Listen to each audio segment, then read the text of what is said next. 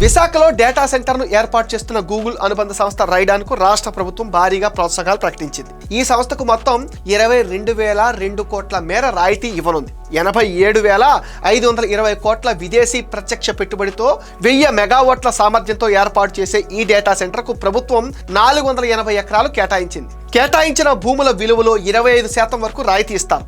మరో 15 ఎకరాలు landing cable station కు కేటాయించింది. ఈ భూములు స్టాంప్ డ్యూటీ 100% మినహాయింపు ఇచ్చారు. ప్లాంట్ మెషినరీ ఖర్చుల్లో 10% మూలధనం రాయితీ కింద 10 ఏళ్లలో గరిష్టంగా 2,129 కోట్లు చెల్లిస్తారు. జీపీజీడబ్ల్యూ ఫైబర్ యాక్సెస్ కోసం చేసే వ్యయంలో 30% మొత్తాన్ని 20 ఏళ్లలో ప్రభుత్వమే చెల్లిస్తుంది. ఆపరేషన్ యాజమాన్యం నిర్వహణ ఛార్జీలు ప్రతి 3 ఏళ్లకు 5% చొప్పున పెంచుతూ 282 కోట్లు చెల్లించనుంది. డేటా సెంటర్ నిర్మాణం కోసం 2,240 కోట్ల జీఎస్టీకి మినహాయింపు ఇచ్చింది. 5 ఏళ్ల పాటు లీజ్ పైన చెల్లించే జీఎస్టీని పూర్తిగా మినహాయిస్తారు. దీని విలువ 1,745 కోట్లు. నీటి ఛార్జీ పైన 10 ఏళ్ల పాటు 20% రాయితీ ఇస్తారు.